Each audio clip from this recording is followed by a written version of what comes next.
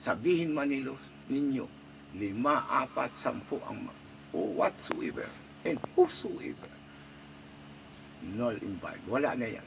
Mode in academy. Nailibing na, let the Prime Minister do something for that with respect to the Republic of the Philippines. So marami po na dapat gagawin niya.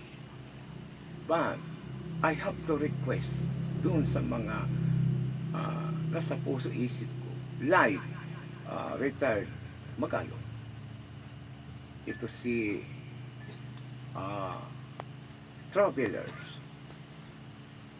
si Attorney Panilo, at si Libayan.